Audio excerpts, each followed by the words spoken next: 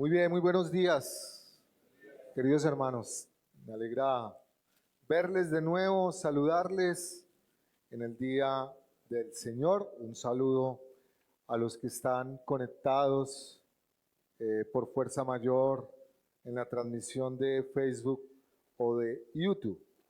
Muy bien, en esta mañana vamos a retomar nuestra serie de predicaciones del libro de Eclesiastés.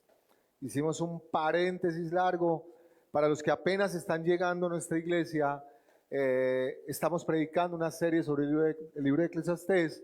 Somos una iglesia que cree en la predicación expositiva y en la predicación de libros completos de la palabra de Dios para que podamos acercarnos a todo el consejo del Señor. Y venimos en una serie que hemos titulado ¿Qué sentido tiene la vida? Y desde comienzos del año empezamos con esta serie y ya hemos trasegado por algunos temas como la vanidad del saber, la vanidad del placer. Hemos hablado de la vida, hemos hablado del trabajo, de la muerte, hemos hablado del tiempo, hemos hablado de la opresión, de la justicia, del individualismo, hemos hablado de la necedad, hemos hablado de la sabiduría y hemos hablado de la iglesia también. Y en esta mañana nos enfrentaremos a uno de los versículos más difíciles de esta serie hasta ahora. Un verso que es muy difícil desde el punto de vista por la dificultad interpretativa que él tiene y también porque aborda un tema sensible para todos. Así que yo espero, hermanos, y ha sido mi oración, que el Señor me asista con su gracia y me ayude a ser fiel a la predicación, pertinente a la realidad que cada uno de ustedes está viviendo y claro a la hora de exponerlo. Y espero que el Señor me ayude a ser un megáfono simplemente de su palabra. Para esto vamos a estar hoy en el libro de Eclesiastés, en el capítulo 5, versículos 8 y 9. Algunos dicen que esta sección debe abarcar del 5.8 al 6.9, pero yo no voy a ir hasta allá, voy a ir solo del 5.8 al 9 y dentro de 8 ya seguiremos. Así que vamos a estar en dos versículos. Yo les invito a estar de pie para que leamos junto la palabra del Señor. Creo que en la pantalla ya está el texto bíblico en la Nueva Biblia de las Américas y vamos a leerlo. Le invito a que lo leamos juntos a la voz de tres. Si ves la opresión del pobre y la negación del derecho y de la justicia en la provincia, no te sorprendas del hecho, porque un oficial vigila sobre otro oficial y hay oficiales superiores sobre ellos. Con todo, es de beneficio para el país que el rey mantenga cultivado el campo. Amén. Puede tomar su lugar. Seguro usted recibió el papelito para que escriba el texto, el título y lo que aprendió hoy. Si no lo tiene, levante la mano que ahí está Miguel y los anfitriones para pasárselo. Allá atrás también faltan algunos. El título de esta predicación es Una propuesta ante la corrupción. Una propuesta ante la corrupción. Y nos vamos a acercar de la siguiente manera, en dos momentos. El primero, la corrupción. Y el segundo, desde la propuesta. Así que vamos con el primero. Salomón, o el predicador, o el Cogelet, como se conoce el escritor de este libro, nos ubicó la predicación anterior en la iglesia. No sé si recuerdan, pero el predicador, después de trasegar por todos estos temas existenciales, nos ubica en la iglesia. Y en el capítulo 5, versículos 1 al 7, en la predicación anterior, vimos cuando vayas a la casa de Dios. Ten en cuenta esto, ten cuidado de esto. Entonces el predicador, estábamos en la iglesia y ahora el predicador vuelve a la calle. Vuelve otra vez a pasarnos por una serie de terribles realidades que se viven por debajo del sol, que se viven en el día a día, y va a retornar básicamente a dos temas inicialmente. Dos temas que ya abordamos. El primero va a hablar de la justicia o de la injusticia mejor.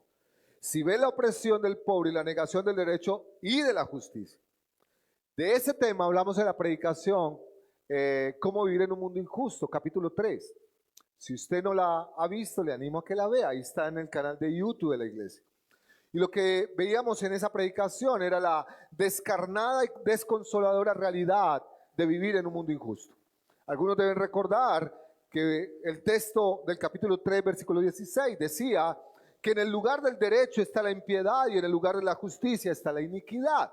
Es decir, fue enfrentarnos a la realidad de tener que vivir con la frustración de que las cosas no son como deberían ser en el mundo. Pero el segundo tema que abordamos fue el de la opresión. Lo vimos en el capítulo 4, cuando predicamos el capítulo 4. Vi las lágrimas que brotan de las personas por la opresión ocasionada por sus opresores que están en el poder.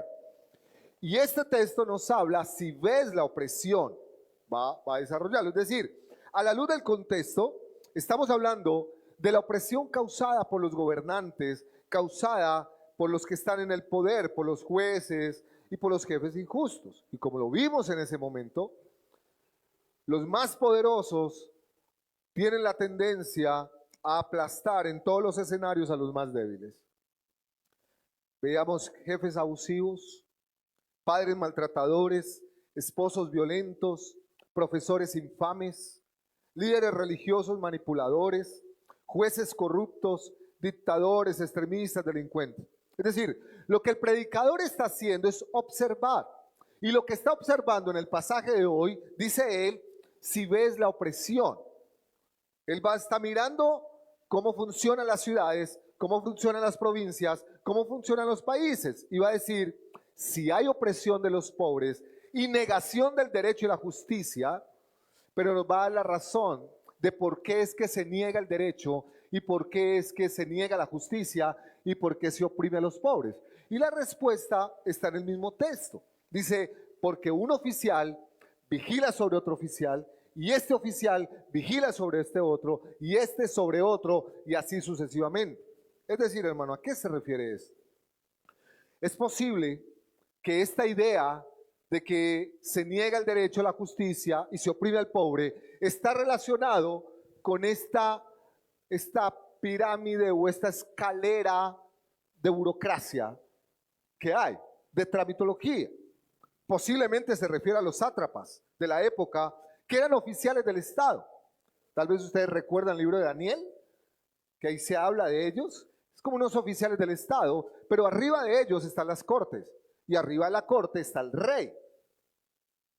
Es decir, hermanos, lo que está describiendo el predicador aquí posiblemente esté relacionado con este entramado de tramitología y de burocracia que detrás de eso esconde el motor que impulsa toda esta opresión al pobre y la injusticia. Y eso es una palabra, hermanos, corrupción. Corrupción. ¿Saben cómo define Transparencia por Colombia la corrupción? La define como el abuso de posiciones de poder o de confianza para el beneficio particular en detrimento de un interés colectivo. Noten ahí en esa definición por lo menos tres cosas. La primera, abuso de poder. En la corrupción se caracteriza por el abuso del poder o el abuso de la confianza o el abuso de la posición en la que se encuentra, buscando, y ahí está la clave, un beneficio particular, personal, individual, en detrimento del beneficio de otros o en detrimento de otras personas. Lo que está observando el predicador es que la justicia termina perdiéndose en esa tramitología y en esa burocracia.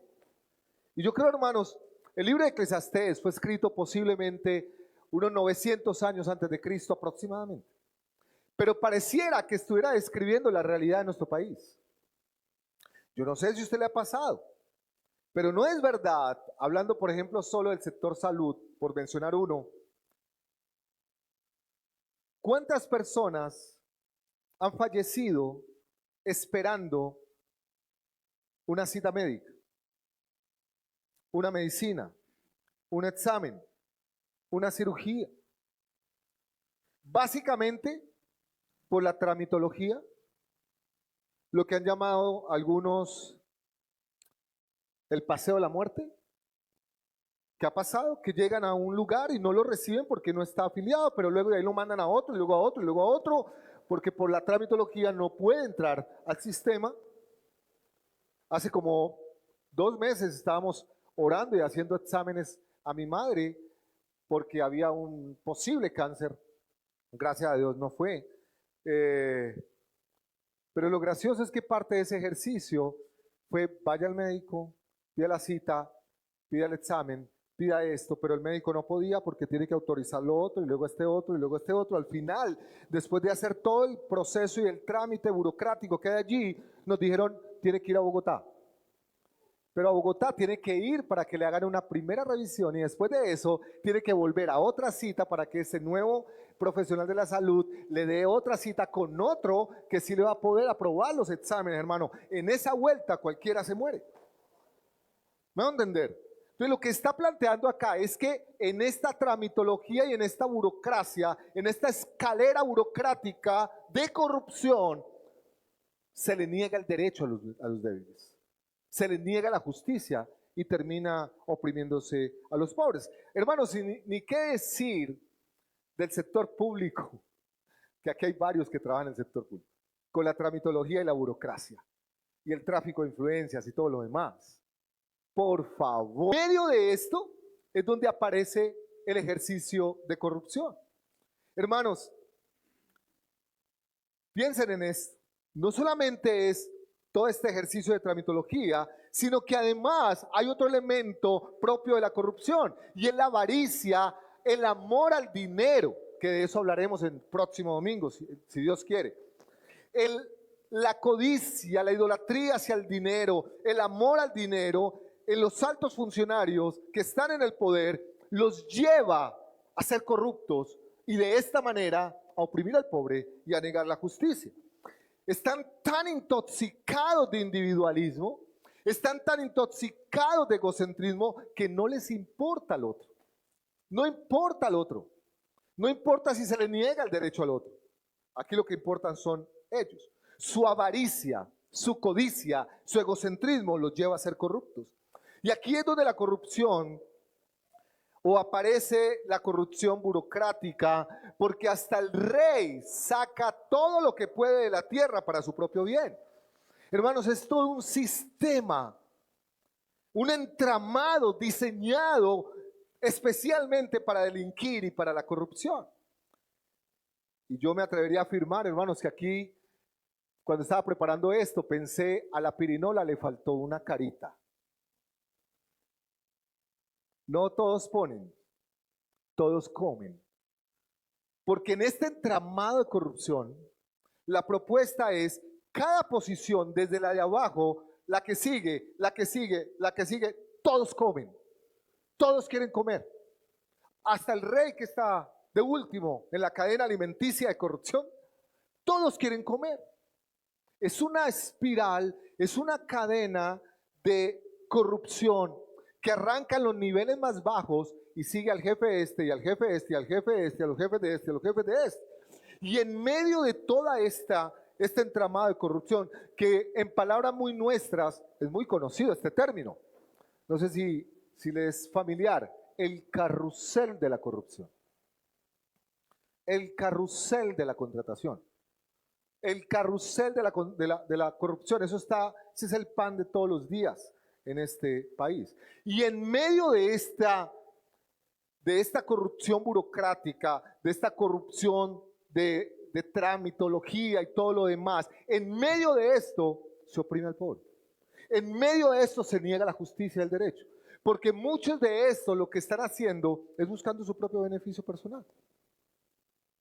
Ahora, el portal del periódico La República afirma que Colombia empeoró en el índice de percepción de corrupción.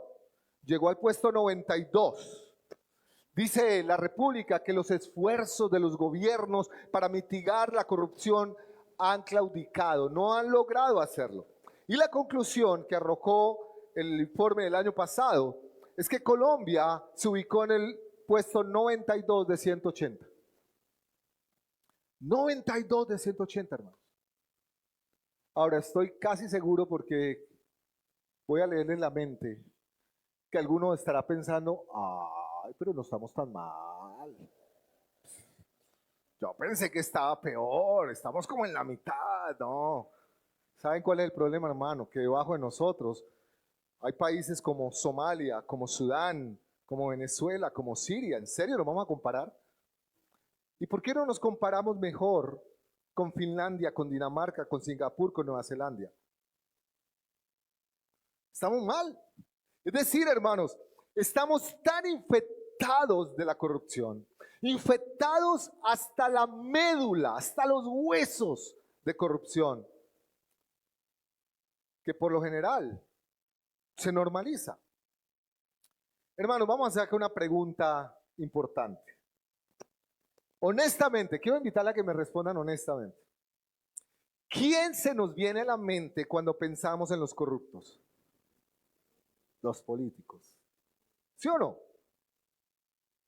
Y yo creo que las generalizaciones hoy entiendo que son odiosas y que son injustas, porque no necesariamente todos los políticos son corruptos, pero normalmente se nos viene políticos, gobierno, Senado, Cámara, etcétera, ¿cierto? Pero hermanos, yo quiero demostrarles en esta mañana que la realidad es que todos los estamentos de la sociedad son corruptas.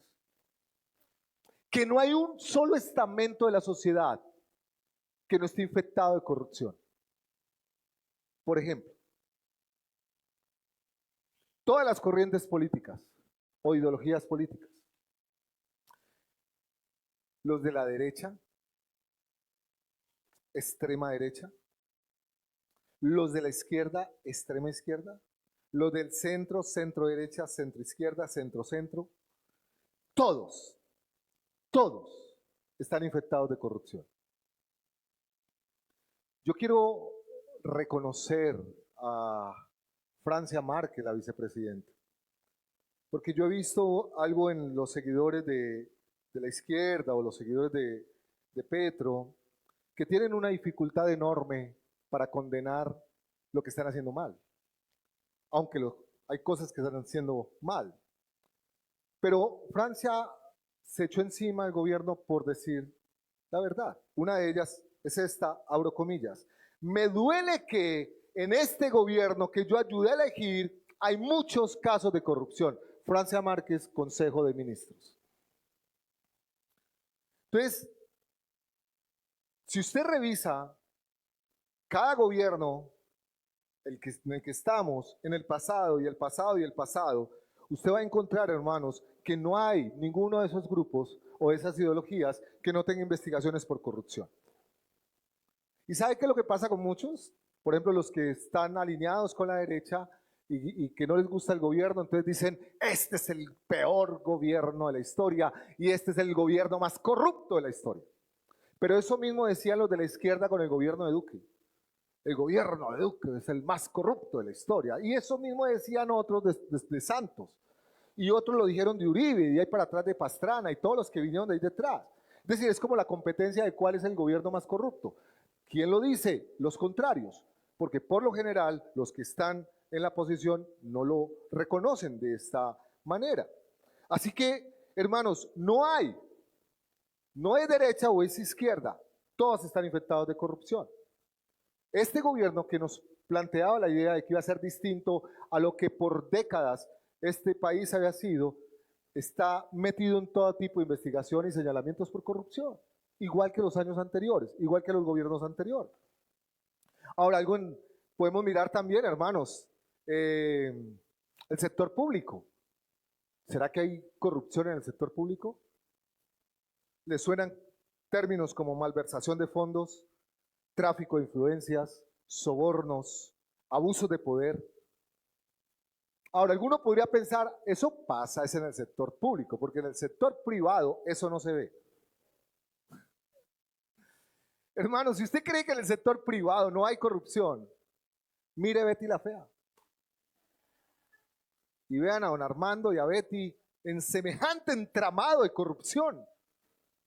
En el sector público y en el sector privado, ¿le suenan palabras como esta al sector privado? Evasión fiscal, sobornos, fraudes, nepotismo. buscando favorecer a algunos en detrimento de otros. Pero acerquemos el zoom un poquito más. Hermanos, ¿qué tal la iglesia? No, la iglesia sí no. No, no, no, no. La iglesia es perfecta. En la iglesia no hay corrupción. Hermanos, tristemente debemos reconocer que la iglesia ha experimentado inmoralidad clerical todo el tiempo. Y últimamente los escándalos salen y salen de la iglesia. Manipulación de la fe.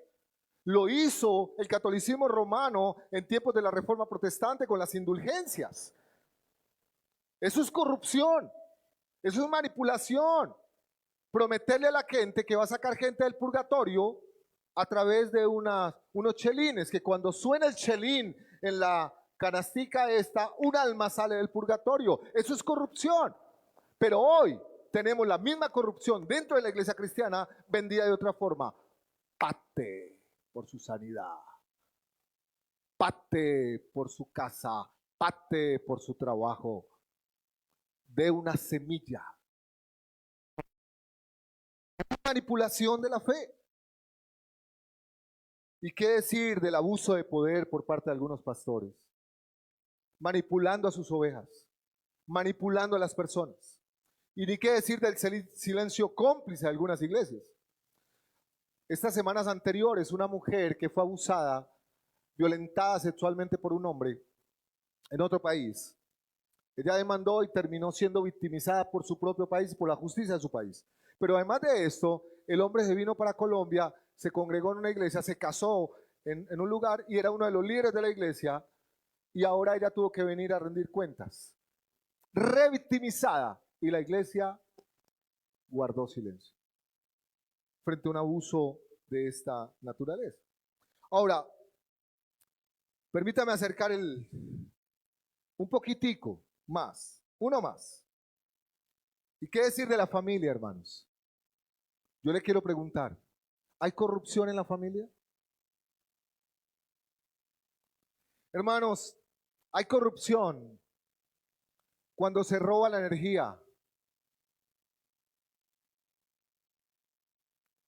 Me decía el pastor Rubén Pana que en Barranquilla los altos costos de la energía no obedece solo a que tengan que tener aire acondicionado todo el tiempo, sino que hay una cantidad de gente que roba la energía allí. Eso es corrupción en la casa.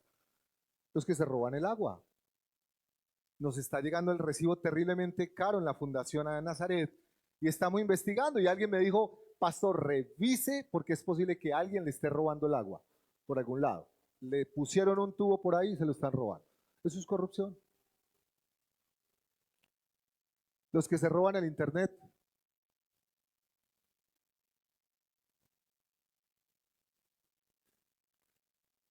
No voy a decir dónde ocurrió esta historia, pero cuando teníamos la oficina nuestra en un lugar de esta ciudad, en el primer piso teníamos la oficina y en el segundo vivía una familia. Pasó el tiempo y un día baja el señor un poco indispuesto. Me dice, venga pastor, no me quite el internet. Yo le digo, ¿cómo así que le quite el internet? Pastor, es que yo me le he estado colgando al internet de ustedes, no me lo quite. Un año después, el hombre me confesó que cuando fue el funcionario de Movistar a colocar el internet, él le pagó para que le diera la clave.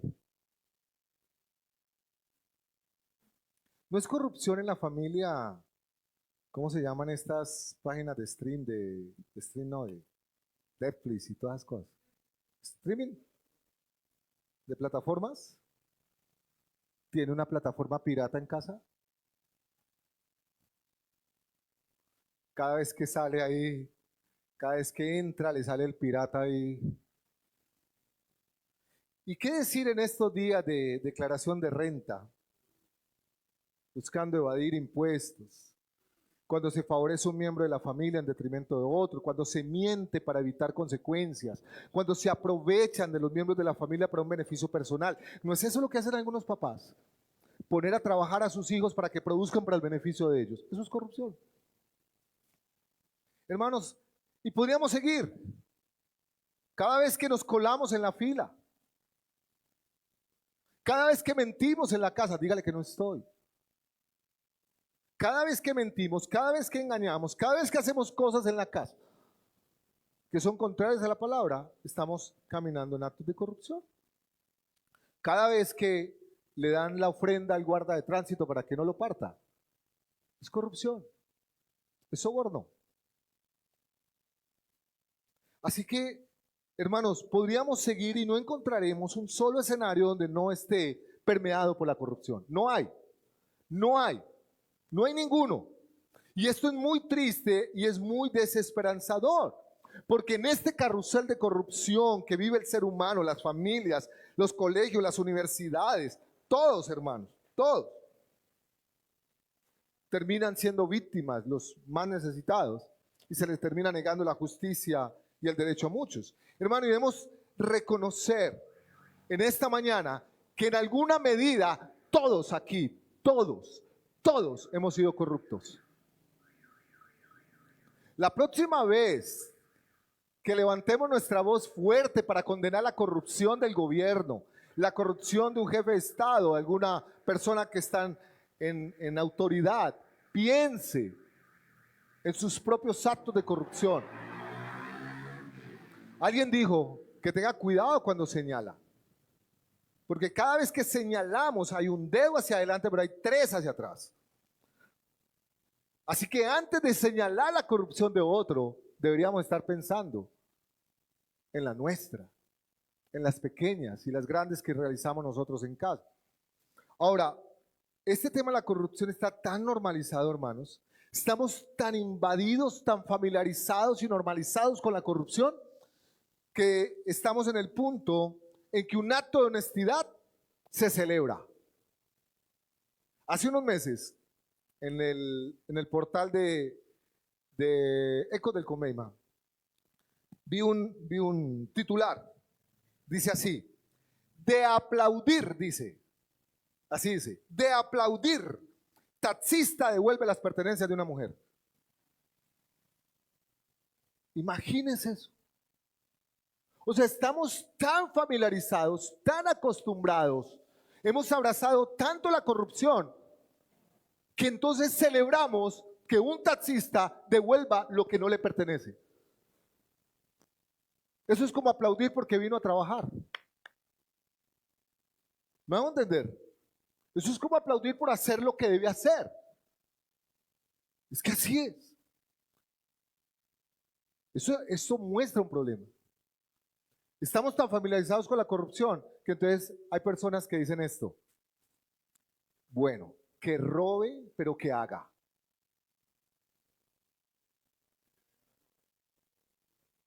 Sí, bueno, que robe. Está bien, que robe, pero que haga. Cuando uno va a otra ciudad, cuando yo fui a vivir a Medellín, recién me fui a vivir a Medellín, yo me sorprendí de ver esa ciudad y ver la mía.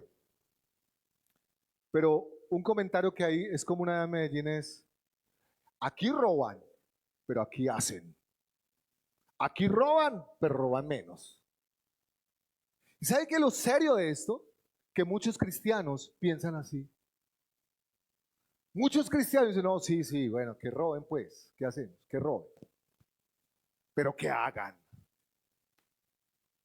Hermanos, ¿dónde está la raíz del problema? ¿Es culpa del sistema? ¿Es culpa de nuestra idiosincrasia? Porque algunos dicen, es que los latinos tenemos la malicia indígena. Es que eso viene con nosotros. Entonces decimos, no, el problema es la idiosincrasia, es que somos de este país. No, hermano, no es la idiosincrasia. Porque aunque estos países tienen menos corrupción, como Singapur, Nueva Zelanda y todos esos, tienen corrupción. Así que el problema no es la ideología política, el problema no es la idiosincrasia, no es el sistema. La raíz del problema está en el corazón del hombre. La raíz del problema está en la caída de Génesis 3. Así que no podemos esperar honestidad de instituciones lideradas por hombres caídos.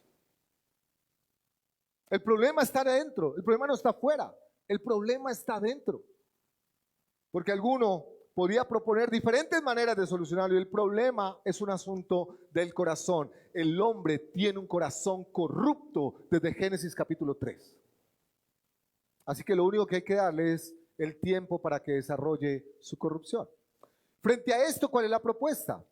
Bueno, la propuesta debajo del sol que se nos presenta constantemente pueden ser muchas. Una de ellas es el pesimismo. No, la vida no vale la pena ser vivida, como lo vimos en una predicación anterior. Es mejor estar muerto que vivo. Esto no tiene solución. Aceptarla pasivamente, normalizar la corrupción o comportarse aún peor que las bestias en medio de eso. Otra podría ser el optimismo. No. Espere que se muera toda esta generación. Y la nueva generación que no conoce a esta, esa sí va a hacer las cosas bien. Bueno, eso ya lo vivió Noé y no funcionó. O tal vez algunos bien cristianoides que digan, no, pastor, mire, espere que llegue alcalde cristiano, gobernador cristiano, presidente cristiano y verá que esto... Usted se imagina, pastor, todos los senadores cristianos, todos los representantes cristianos, todos cristianos, eso va a ser mejor que el cielo. Un botón. O tal vez alguno dirá, no, espere, pastor, le damos las 7 vueltas y profetizamos y declaramos y se fue la corrupción. La otra es nuevas ideologías políticas. No, es que necesitamos que llegue un nuevo movimiento. Año 1996, William Ospina, escritor tolimense, muy laureado, que escribió Las auroras de sangre, hablando del descubrimiento de América, tiene muchos ensayos, poesía, libros. Hay un libro que él escribió en ese año que se llama ¿Dónde está la franja amarilla? Una amiga de él le pregunta, ¿por qué Colombia no es el país que debe ser, si es tan rico, si es tan lleno de cosas? Y él escribe 4 ensayos para responderle y explica la historia de Colombia, pero al final del ensayo él hace una relación entre Partido Liberal, Partido Conservador, los rojos y los azules, y al final del libro él dice, ahora que el rojo y el azul dejaron de ser un camino, ¿dónde está la franja amarilla?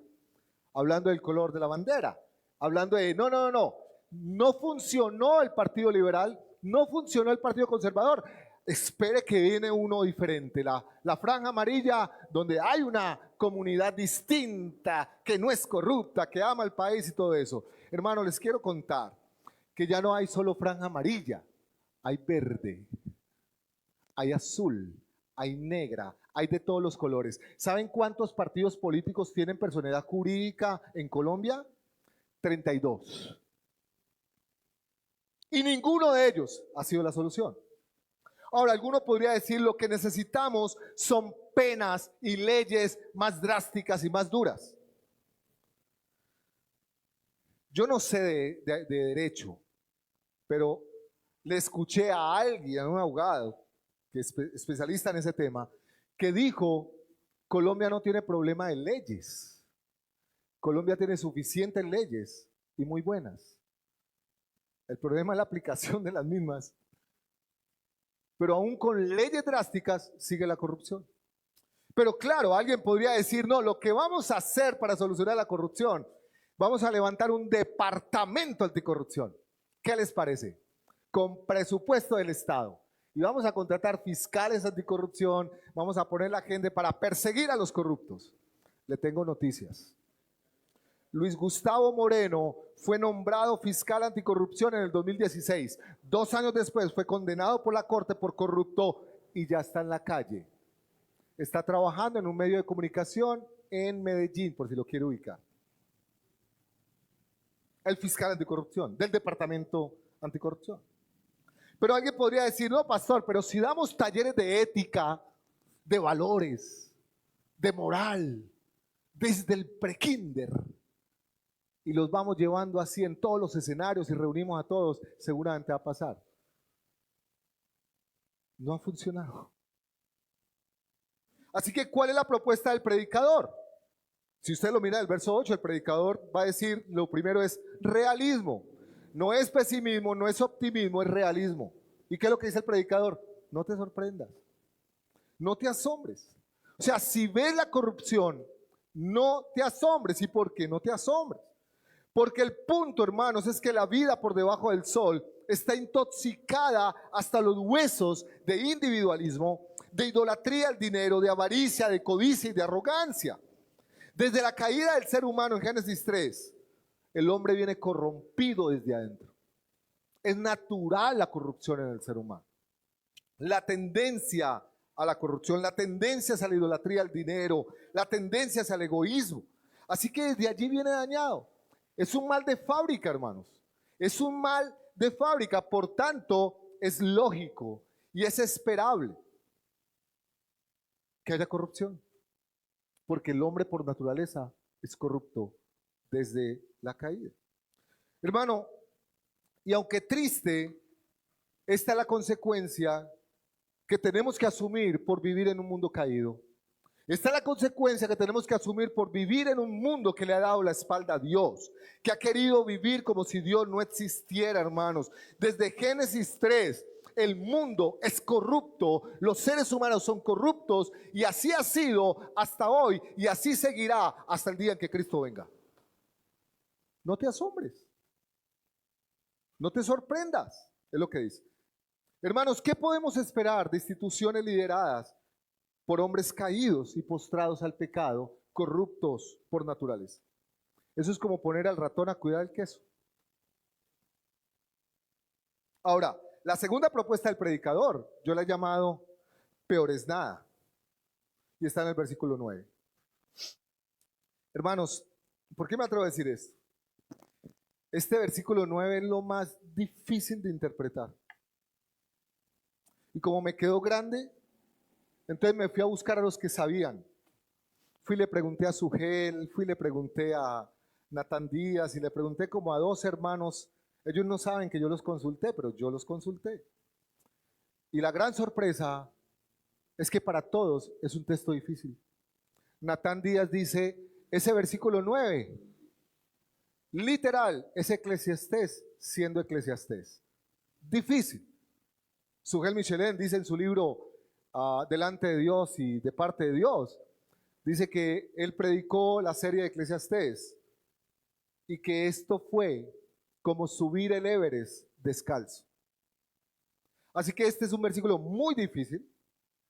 Hay varias posibles interpretaciones, pero yo me voy a atrever a quedarme con una, y es la que les quiero compartir, con mucho cuidado, entendiendo, hermanos, que puedo estar equivocado. Pero creo que el punto a donde va esto es este. El verso 9 dice, con todo. ¿Qué les dice a ustedes ese con todo? A pesar. Es decir, este es un mundo corrupto que oprime al pobre, que niega la justicia, niega el derecho, está saturado de corrupción. Pero a pesar de eso, o con todo, es de beneficio para el país que haya un rey. Duro eso, hermanos. Mire lo que va a decir en otras palabras. Es mejor cierta tiranía que la anarquía. Es mejor tener un gobierno organizado que tiene corrupción, que no es aprobada, que la anarquía descontrolada. Hermanos, ¿usted se imagina una sociedad sin reglas? ¿Sin instituciones? ¿Se imaginan una sociedad sin policías? ¿Ha vivido usted el escenario de la anarquía? ¿Cómo funciona? Le pongo un ejemplo práctico. Imagínese Ibagué sin semáforos. ¿Qué va a pasar en nuestra bella ciudad sin semáforos? Claro, vamos a ubicarnos en la 60 con Guavinal. Todos los carros vamos a llegar, cada uno, y las motos muy organizados, con los espacios, cada uno se va a parquear en la esquina, todo el centro va a estar desocupado y cada uno se va a ir dando el pasito uno al otro. ¿Sí? Eso es una utopía. Eso es Narnia. Eso no va a pasar. Entonces, el argumento aquí, hermanos, es que a pesar de toda la corrupción, la propuesta no es el caos. La propuesta no es la anarquía, porque es mejor tener un rey que produzca trabajo, que traiga orden, que no tener rey. Y yo creo que Dios está en este asunto. ¿Por qué me atrevo a decir esto? Porque Romanos 13:1 dice: sométase toda persona a las autoridades superiores, porque no hay autoridad sino de parte de Dios, y las que hay son puestas por Dios, son ordenadas por Dios. Hermanos, tiempos de Pablo, imperio romano. ¿Qué puede ser más corrupto que un emperador romano? ¿Qué puede ser un personaje que le haga más daño a los pobres que un emperador romano? Que sea más injusto, opresor y que le niegue el derecho a la gente sino un emperador romano. Y Pablo está diciendo: sométanse a ese corrupto que tienen por emperador. Por eso creo, hermanos, que el argumento aquí apunta a la idea es: peor es nada. Es un mal necesario. No importa si es de derecha, si es de izquierda, si es de centro. Se los pongo en términos muy sencillos para que lo entienda, hermano. Pensemos en nuestra iglesia local, La Vid. Imagínese esta iglesia sin un pastor. ¿Se imagina? Hermano, yo soy el peor es nada. Yo soy el mal necesario. ¿Saben por qué? Porque yo soy pecador como usted. Porque yo lucho con los pecados que usted lucha. Porque yo tengo luchas como las que usted tiene. Yo llegué anoche a mi casa después de una reunión, un largo día y una difícil semana. Y mi esposa me pregunta: ¿cómo te fue? Y yo le digo: yo no sé al Señor, ¿cómo se le ocurre poner a un hombre tan falible y pecador como yo a pastorear su iglesia? ¿Quién es suficiente para pastorear la iglesia del Señor? ¿Quién sabe cómo manejar todas las cosas en la iglesia del Señor? Pero así le ha placido al Señor. Así que alguno podría pensar: sí, ¿para qué pastores? Pero hermanos, de no tener un pastor a tener un pastor así sea pecador, pues peor es nada. Más necesario, aún con sus pecados. Hermano, ante la realidad de la corrupción es mejor la autoridad que el caos. Dios ha establecido las autoridades en su gracia común. Y ellas, todas, daremos cuentas a Dios de cómo hemos ejercido el poder que nos ha sido delegado. Dios juzgará a todos los gobernantes. Hermanos, Eclesiastés termina diciendo: porque Dios traerá toda obra a juicio, sea buena o sea mala. Yo me voy a tener que parar como autoridad que he estado en esta iglesia, como pastor, a rendir cuentas por ustedes, por lo bueno y lo malo que he hecho con ustedes. Los gobernantes de la tierra se van a tener que rendir delante del Rey de Reyes, doblar sus rodillas y rendir cuentas. Dios va a juzgar a los gobernantes, a los que han hecho lo malo, a los que han hecho corrupción. Así que, pastor, ¿usted está diciendo entonces que debemos apoyar la corrupción? ¿Que debemos normalizar la corrupción? ¿Que debemos aprobar la corrupción? No, hermano, no es lo que estoy diciendo. Somos llamados como hijos de Dios a denunciar la corrupción. Y ese era el trabajo de los profetas. Solo por mencionar uno de ellos. Amós, capítulo 8, versículo 4. Oíd esto: los que explotáis a los menesterosos y arruináis a los pobres de la tierra, Jehová juró por la gloria de Jacob: no me olvidaré jamás de todas sus obras. ¿Le preocupa que los corruptos se salgan con la suya? ¿Que no paguen cárcel acá? Hermano, ojalá fueran juzgados por los jueces de acá.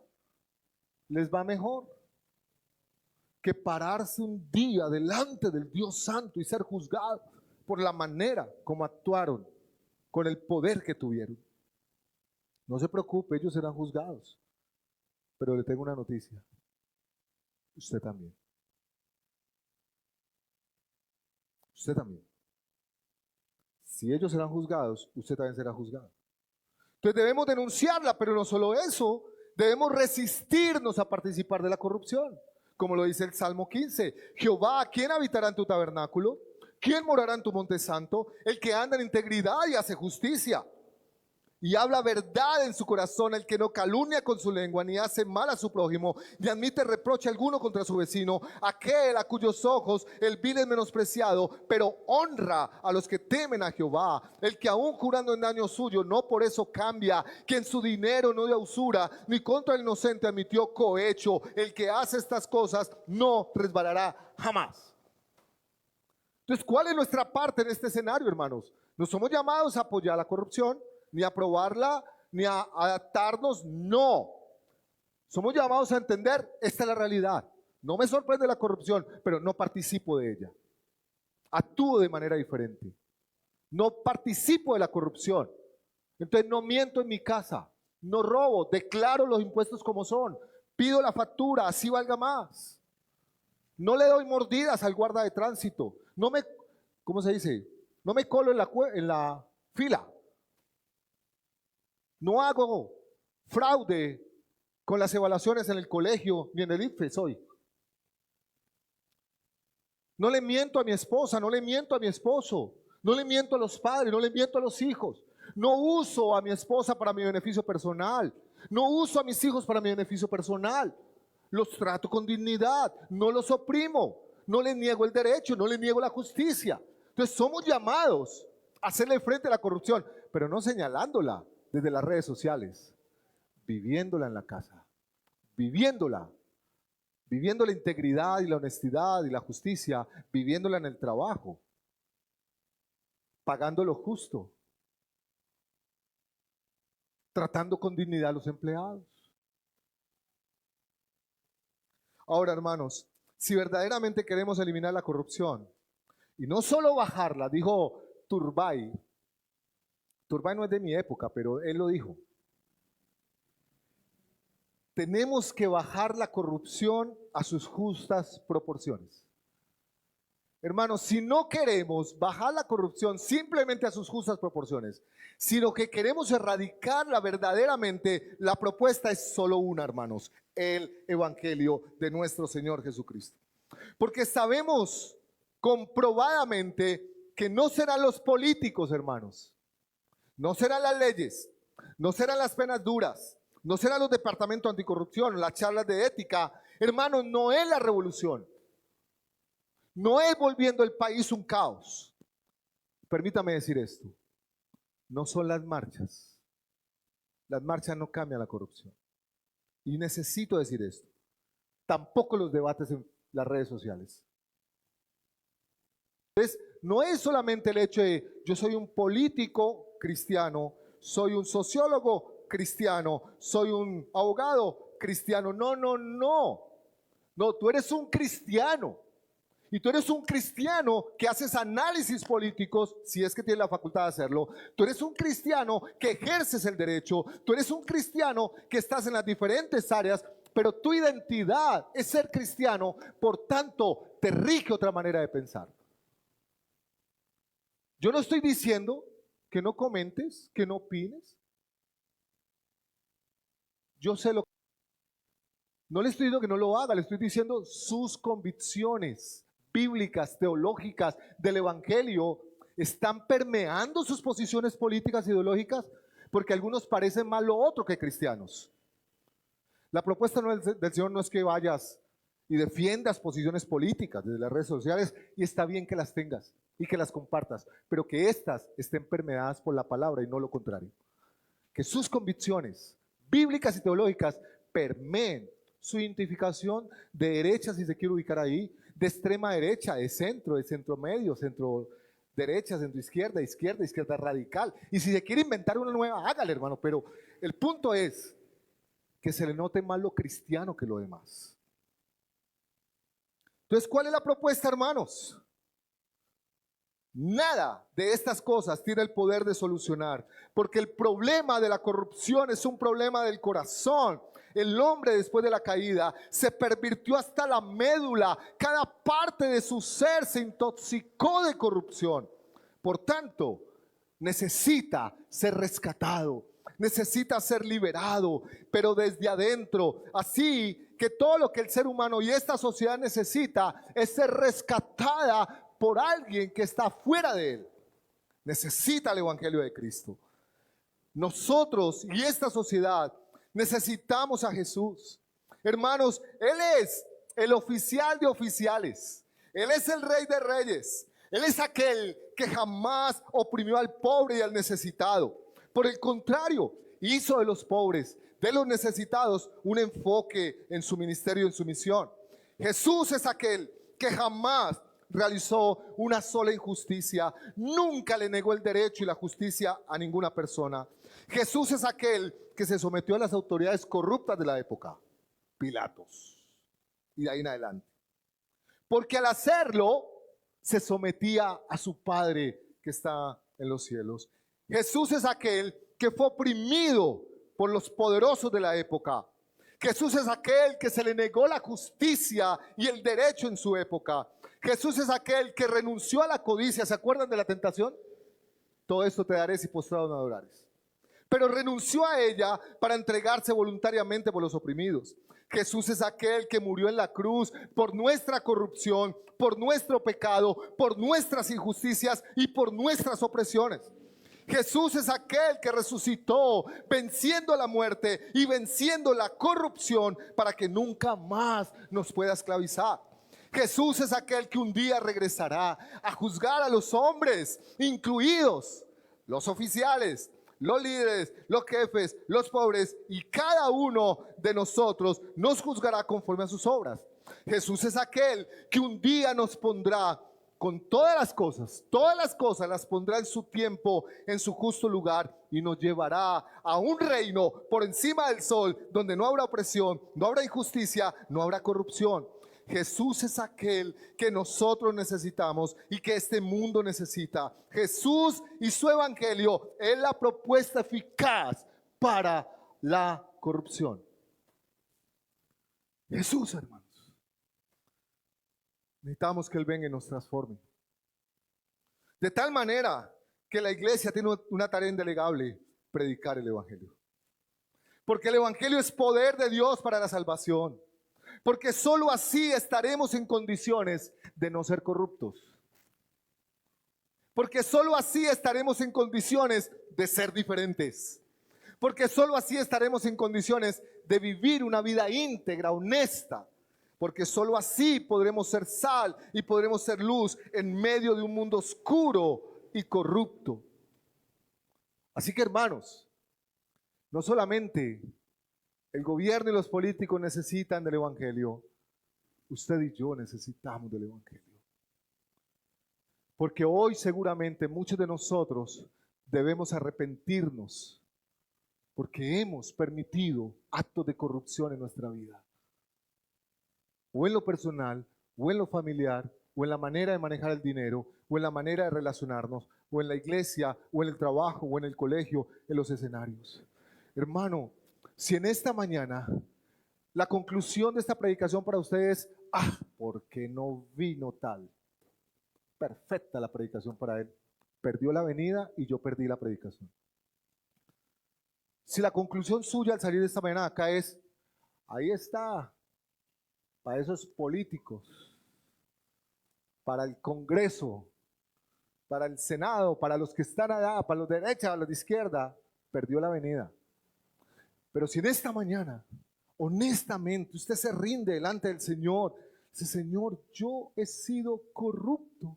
Esta predicación no es para el gobierno. Esta predicación no es para los que están en autoridad fuera de nosotros. Esta predicación es para usted personalmente y para mí. Arrepentirnos de nuestro pecado, arrepentirnos de nuestra falta de honestidad, de integridad, arrepentirnos de nuestras mentiras y nuestra manera de hacer las cosas que no glorifican al Señor. Y venir al Señor a suplicarle: Señor, ayúdanos, que el evangelio nos ayude y nos capacite para vivir el Salmo 15. El que ni aun jurando en daño suyo, por eso cambia. Y yo quiero animarle, hermano. No estoy aquí parado como el que lo logró. No estoy aquí parado como el que tiene una superioridad moral para hablarle un poco de personas que están haciendo las cosas mal. No, hermanos, estamos parados en el mismo lugar. pecadores necesitados de la gracia de Dios. Así que yo le animo, hable con el Señor, examine su corazón y arrepiéntase de su pecado, de su corrupción. Confiese su pecado delante del Señor y ore y dígale al Señor: ayúdame, Señor, porque todavía permito ciertas cosas en mi vida que no son correctas, que no son íntegras, que no son honestas. Perdóname y capacítame para vivir una vida íntegra. Señor, yo oro y te pido. Yo te pido perdón